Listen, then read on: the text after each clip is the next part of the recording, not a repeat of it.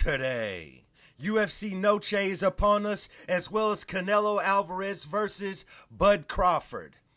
Both of these events going down this weekend, but only one of them has Dana White present. So we can kind of see where the big homie, big money, 7.7 billion Dana White, where his loyalties lie.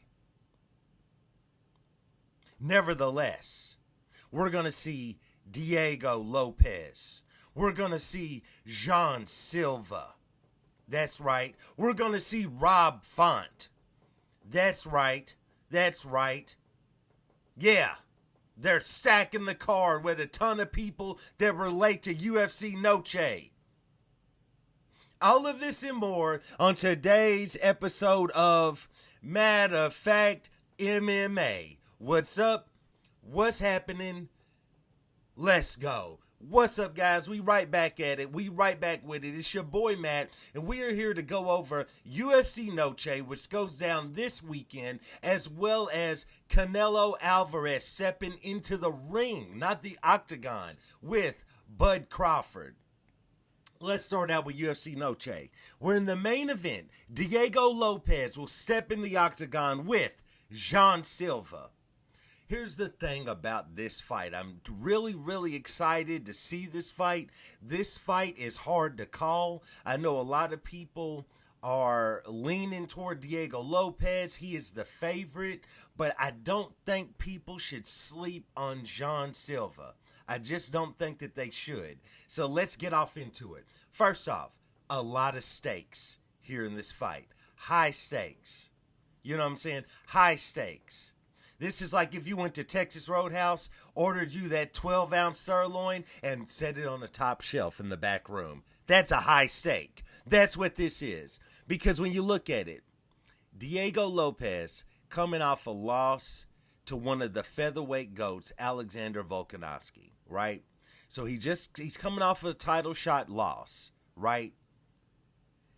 And to be honest, with the way that the UFC has propped him up, has built him up, the fanfare that he has received, 2 losses in a row could definitely be detrimental.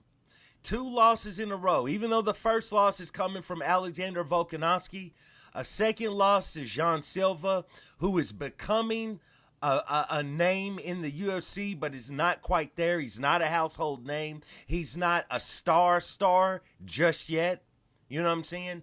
2 losses in a row for Diego Lopez is going to send him down the rankings, and send him down the rankings as far as the UFC matchmakers. They might not be looking to do him any more favors anytime soon, right? Diego Lopez did not have a good showing at all against Alexander Volkanovski. So with this fight, he would have to go out there and put on a show. With this fight, he needs to go out there and show that he belongs at the top of the featherweight division in the UFC. On the other side, we got Jean Silva. Jean Silva, he came in like Miley Cyrus, like a wrecking ball. And he came in and wrecked shop, and has been since his fight on the Contender Series in the UFC. This guy, and I've been saying it every time he has fought. Every single time he has fought, I've made a video talking about this guy is the guy, right? Just from an entertaining standpoint, the way the man walks to the octagon, very stoic, very sad. A lot of the times he's crying. He's crying because he's just, he's trying to portray that he's just, thank you all for coming. I'm just so happy to be here. Thank you. I get this other opportunity. Once Bruce Buffer starts announcing him, he's still crying and thanking the fans and making these faces and stuff. It is outlandish, but it is epic at the same time, right? But when that bell sounds, that cage door is locked and that bell sounds, Jean Silva is one of the more interesting fighters in the UFC. There's so many shades of different fighters in his game. And when I watch this man, the way that he slowly moves to the octagon, right? And generally, he's got pretty good defense, but he's slowly moving through the octagon and he's allowing his opponent to take shots at him. A lot of them he will evade, some of them he will block, some of them he will eat the shots and smile at his opponent. But he kind of lulls them into this false sense of security that, John Silva's not really taking it serious. Silva's joking right now. He's just kind of moving through the octagon. And any moment I'm going to catch him and I'm going to put him down. Little do these people know that at any moment he will strike and he will lay you out, right? That's just that's what's so interesting about him. The man's power, the man's accuracy. When he chooses, it's almost like he's like a cobra. And when he chooses to uncoil and strike, it's lethal. It's lethal. The way that if you want to implement grappling or wrestling and you keep moving in and you're taking little jabs, you're taking little shots at him to try to close that distance so you can go for that blast double leg or you can go for that shot and wham! Jean Silva's throwing a flying knee a la, I can't even remember that homie's name, but that homie, he was a beast, bro. Yoel Romero. How could I forget the legendary Yoel Romero, the Cuban missile? You know what I'm saying? This guy's amazing. Bro, the way that Jean Silva, when he strikes and he uncoils and attacks his opponents is amazing. And we've seen him in there with an extremely good grappler.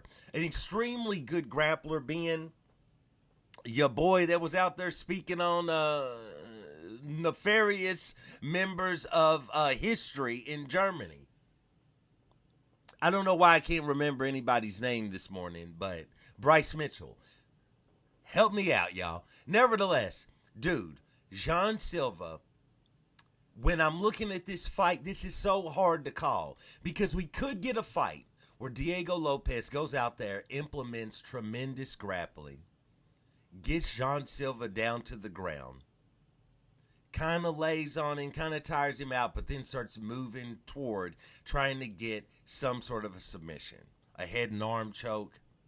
Maybe as Jean Silva lunges, forward for a knee, as Diego comes in, Diego dodges the knee, gets Jean Silva down to his knees, probably not flat on his back. Maybe he cinches up a ninja choke. You know what I'm saying? You never know what's going to happen with Diego Lopez because when he strikes for a submission, much like Jean Silva, he uncoils like a cobra, he strikes and cinches up a submission where Jean Silva is more prone to uncoil and strike with a devastating blow. It's going to lay his opponent out. Diego Silva will snatch up your neck. I'm sorry, not Diego Silva. I don't know. I'm mixing up guys now. Diego Lopez. When he snatches that up, bro, he's going for your neck. He's going for your throat. He's going to cinch it up, and you're going to tap or you're going to go to sleep. That's just what it is. But at the same time, you could see him moving through the octagon, trying to utilize his grappling, trying to get Jean Silva down to the ground or pin him up against the wall of the cage. But Jean Silva doesn't allow that to happen. Because I would say, even though Diego Lopez is the bigger man, larger man, he's huge for that weight class, I would say Jean Silva is probably more powerful. I would say Jean Silva is more powerful than Diego Lopez. So it might be hard to toss him around, to throw him around, to get him down to the ground.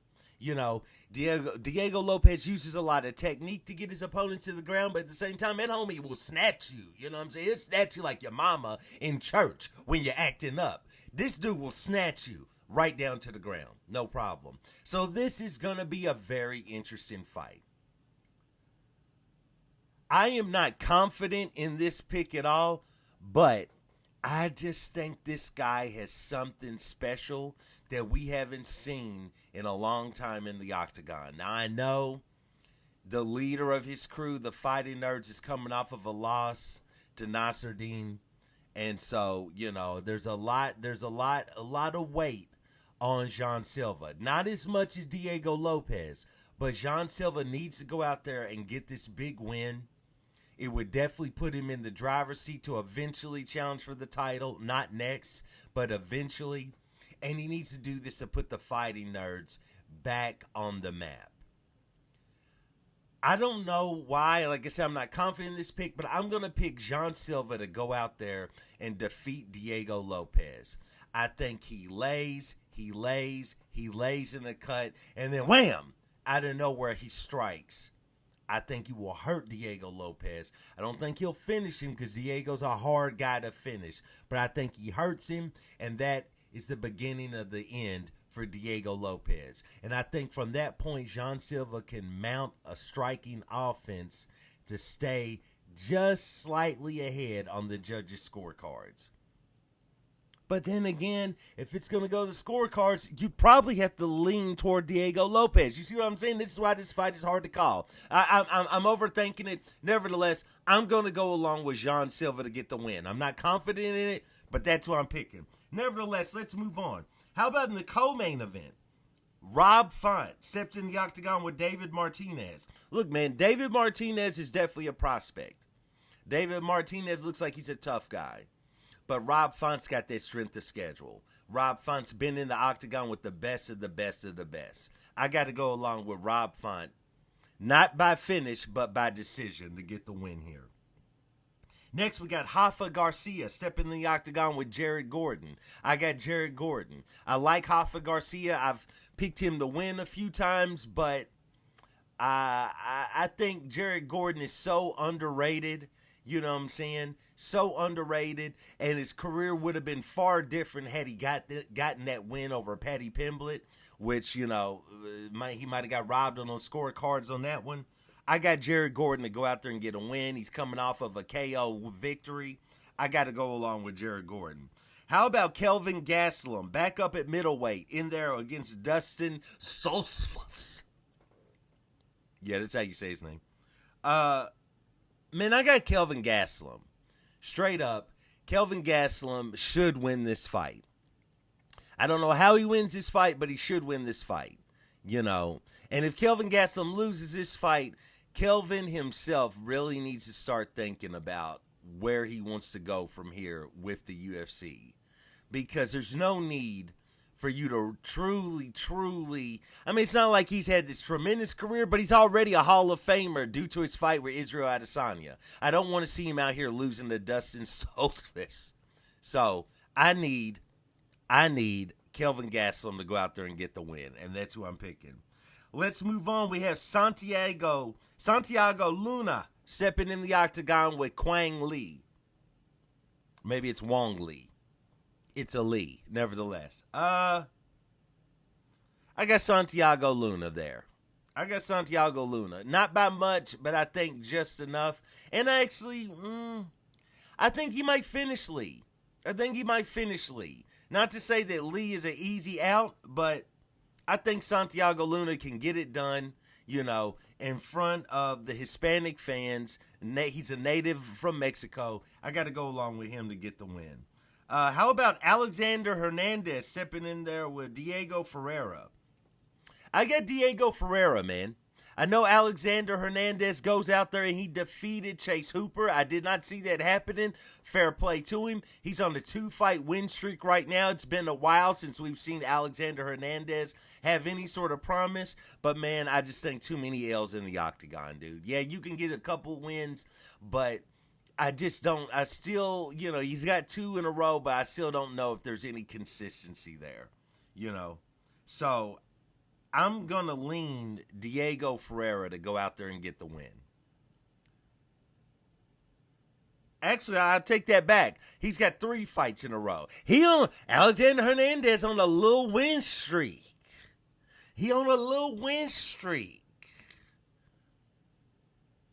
That don't change anything. I still got Diego Ferreira to get the win. I actually think Diego Ferreira is going to submit him, probably by a rear naked choke. Anyway, let's move on. Possibly by Gilly. Maybe Diego jumps to Gilly there, but I think he's going to win by submission. I see a lot of people, including, shout out to him, the MMA guru, picking in the next fight, Dusko Tavorik, stepping in there with Jose Daniel Medina. And I see, including the MMA guru, I see people picking Dusko, right? And I know how Vegas has structured the odds. I know what they're thinking. But, dude, I'm just not going to pick Dusko. And I'm not even saying his name correctly. And I apologize to that man. But, look, bro, I don't know what you want from me. Based out of what you've given me to view in the octagon, I don't know what you want from me. And I'm not going to pick him. You know, I mean, there's not many worlds where anybody's out here choosing Jose Daniel Medina to win a fight. But I'm choosing it right here. You know, I'm choosing it right here. I just can't go out there and bet on Dusko. I just can't. And I know you're thinking, oh, it ain't like Medina wins many fights, but still, bro, I just feel like there's a little bit of underdog opportunity. You know, if you bet anything on Medina, you're gonna get a return back, right? Because he's always gonna be the underdog of an underdog odds wise. But I just can't bet on Dusko, and I'm still saying his name wrong, and I'm not even tripping on it. I got to go along with Jose Daniel Medina to get the win. I know that's shocking. I know that goes against what the MMA guru said. Shout out to him. But I got to go along with Medina to get the win. I'm just going to skip over a few fights. Well, who cares? Claudio Puelles stepping in there with Joaquim Silva. I got Joaquim Silva because we all know Claudio's going to drop to the ground and go for a leg, and it's not going to work. And he's going to get punched a bunch of times in the face. So I'm going along with Joaquim Silva to get the win there. How about have the mighty have fallen? Tatiana Suarez on the undercard. Tatiana Suarez on the prelims. Against Amanda Lemos, I got Tatiana Suarez. I mean, I know she's coming off of a loss, but she's fighting the GOAT, Zhang Weili. So what do you want? I got Tatiana Suarez. I think she goes out there and she finishes Amanda Lemos. I think she finishes her on the ground via some submission after a lot of wrestling and a good, solid batch of takedowns. So I got Tatiana Suarez. How about Jesus Aguilar stepping in there with Luis Garul?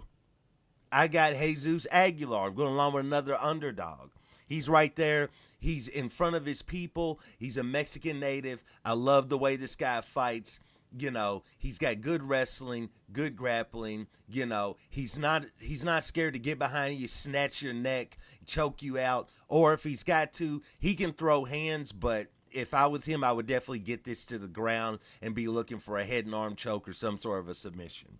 Nevertheless, I'm picking Jesus Aguilar to go out there and get the win. Then we got Zachary Reese returning against Cedricus Dumas.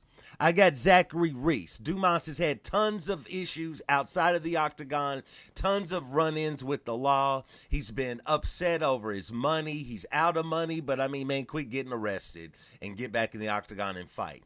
Nevertheless, I got Zachary Reese to go out there and get the win because I don't know how focused Cedricus really is. This might just be a cash grab, him diving back into the octagon, right?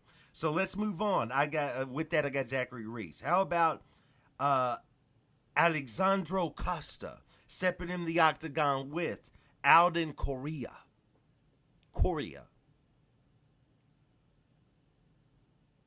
I got Alessandro to go out there and get the win. How about Mondstadt Minden stepping in there with Alice Pereira?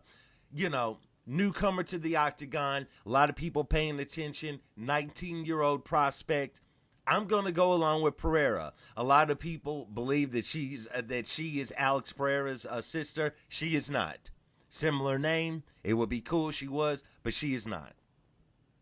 Nevertheless, I'm going along with Alice Pereira, you know, for her to make a splash in the octagon, make her debut, and let's see what she's got. I'm going along with her. And then finally, we got Rodrigo Cisnando stepping in the octagon with Daniel Doncheco. I know I butchered both of those names. I'm going along with Doncheco to get the win. I know I butchered that. Nevertheless, that is UFC Noche. It goes down this weekend. But how about Canelo Alvarez stepping in the octagon with Bud Crawford as well? You know, look, man, Mexican Independence Day. You're always going to see Canelo fight in May and September, and that's just what it is. And I've gone back and forth over this. For the beginning of this fight, I was always solid. I was always sure that I was going to go along with Canelo Alvarez. As we draw closer, as we get closer to this fight, what about Bud Crawford, right? But I don't know. This is a hard one to call because eventually Father Time has to kind of be knocking on the of Canelo Alvarez. And Bud Crawford is a competitor, right? The moves that he makes in his career so many times were just from a competitive standpoint, from a standpoint of I got to be the best. I got to show that I'm the best. If you've seen interviews of Bud Crawford, if you've seen people interviewed about him, if you've seen him on anything, you know this man competes with everything. You know what I'm saying? You know, who's going to be the first to the kitchen? He's racing you. He done knocked you over. You done passed out in the dining room because he done beat you to the kitchen. You know, who's going to be the first to the car? Bud Crawford done left you. You done got knocked off the porch into the shrubberies. And he's rolling to the car. He's that kind of a guy. You don't want to race this man doing nothing. You know what I'm saying? You don't want to challenge him doing nothing because he's a competitor. He wants to win. And one thing I've been seeing everyone talk about is the size of Canelo. But as I'm seeing them in the press conference, and I'll know even further during the weigh-in, but I'm seeing these two dudes line up, face off in the press conference, and Canelo didn't look that much bigger. I know he's bigger based on the weight classes he fights in and Bud Crawford fights in. But he didn't look that much bigger than Bud Crawford, honestly. Man, I'm going to shake everything up.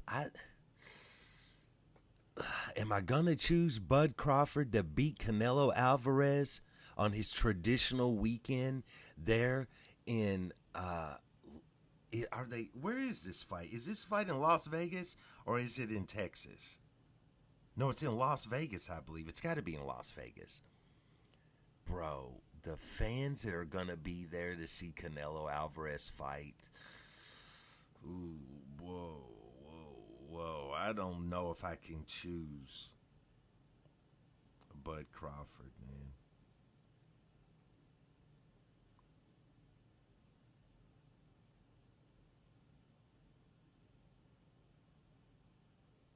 I don't know if I can choose Bud Crawford, man. I was thinking I was going to, Allegiant Stadium, Las Vegas. I was thinking I was going to, but I don't know if I can. This is Canelo Alvarez. This is Las Vegas. This is, when you got to understand when this man fights in Las Vegas, the amount of Hispanic and Latin fans that hit that site in droves to support him. He's used to being on that big stage. Bud Crawford is too, but nowhere near. His fight's nowhere near on the magnitude, the level of Canelo Alvarez. And if it's going to go to the scorecards, you best believe there's going to be some nefarious judging. And they're going to lean toward Canelo Alvarez. They're not going to give Bud Crawford that nod. I got Canelo Alvarez. I got to go along with Canelo Alvarez to go out there and defeat by decision, not by stoppage, Bud Crawford this weekend and remain undisputed. Canelo remains undisputed. I'm saying it right now. Canelo Alvarez, is my chair is squeaking, remains undisputed this Saturday on Netflix. Be there or be square. I don't know why I said that. Nevertheless, guys, I got Canelo. I got Jean Silva. Those are my two guys in both of the main events for the UFC and for boxing. And Dana White is only attending one card. And if you're wondering if it's the company he just inked a new deal for $7.7 billion for, it ain't that one. Nevertheless, man, please like, subscribe, comment. Let me know who you're picking as my chair is still squeaking. Are you choosing Canelo Alvarez? Are you choosing Bud Crawford? Are you choosing Diego Lopez, are you choosing Jean Silva? Let me know in the comments. Please like, subscribe, comment, let me know. And once again, I do want to thank you guys for joining me for another episode of Matter of Fact MMA. And I check you next time.